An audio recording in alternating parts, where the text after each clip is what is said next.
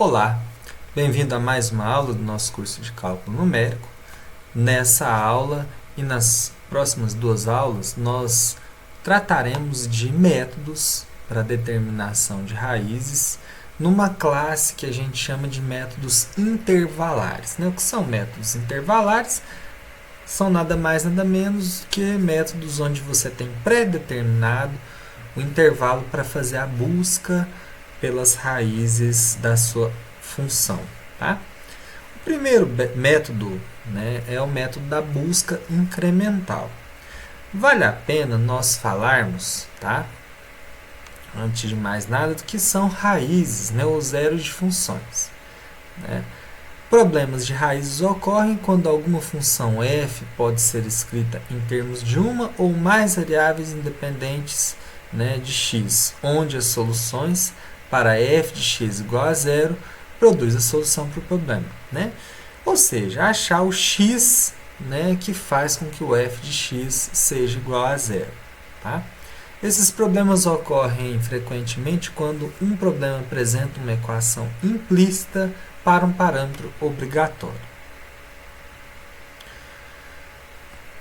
Nessa aula a gente vai tratar mais especificamente da busca incremental, porém é importante falar que uma das técnicas simples, quando você tem à disposição um software computacional, e quando a sua função não é muito complexa, é o método gráfico. O método gráfico ele é bem útil para você ter uma localização mais rápida de onde que se encontra a raiz ou as raízes da função no seu intervalo de interesse. Tá? E a representação gráfica da função também pode indicar onde as raízes podem estar e onde alguns métodos de determinação de raiz podem falhar. Por exemplo, quando a gente tem mesmo sinal e um intervalo, isso vai indicar a possibilidade de não ter nenhuma raiz. O método gráfico vai evitar que você caia nesse erro, porque o algoritmo não vai enxergar isso.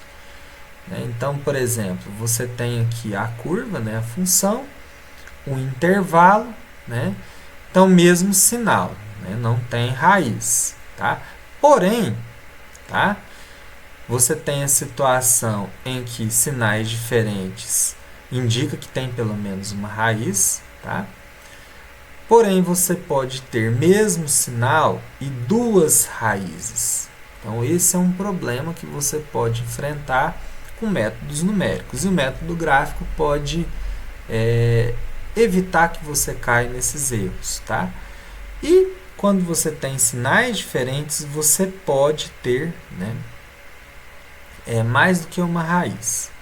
Então, na verdade, em um dado intervalo, se os valores da função tiverem o mesmo sinal, se forem ambos positivos ou ambos negativos, o que isso vai significar?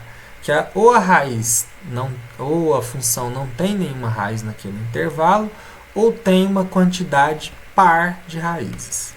Ao passo que se a função mudar de sinal naquele intervalo, você vai ter um número ímpar de raízes, em 1, 3, 5 e assim por diante. Então, como exemplo, nós vamos estimar as raízes da função por esse método gráfico, de f de x igual a e elevado a menos x menos x. Uma das maneiras de se fazer isso é quebrar essa função em duas. Chamar aqui uma função h de x e uma outra de e elevado a menos x. Se nós construirmos uma tabela para valores especificados, nós vamos observar esses valores de função para h e para g, e onde houver aqui uma inversão de valores, é onde vai estar localizada a raiz. Então, observe aqui que entre 0 e 1, a gente tem aqui um aumento e uma redução e os valores se cruzam nesse ponto aqui. Graficamente, nós temos aqui a curva azul e a curva vermelha. Então, graficamente, dá para observar que a raiz está entre 0,5 e 1. O gráfico, né, original dessa função é esse gráfico aqui. Tá? Dá para ver na tabela que a raiz está entre 0,5 e 0,6. Então, conforme eu falei, né, essa é a característica dos métodos intervalares. A gente vai buscar as raízes dentro de um intervalo. Tá? E para isso a gente se baseia de um conceito lá do cálculo diferencial integral. Né? Quando ocorre uma mudança de sinal, significa que a gente tem pelo menos uma raiz dentro daquele intervalo. Né? Dado o intervalo que vai de xl a xu, se f de xl vezes f de xu for menor que zero, é porque tem pelo menos uma raiz ali. O método da busca incremental ele se baseia nesse princípio. Né? Ele quebra um intervalo em vários subintervalos uniformemente espaçados e vai testando valores de função em extremidade e em extremidade. Tá? E ver se há mudança de sinal. Se há mudança de sinal naquele intervalo, significa que tem pelo menos uma raiz. Tá? Isso vem desse teorema, né? Lá do cálculo.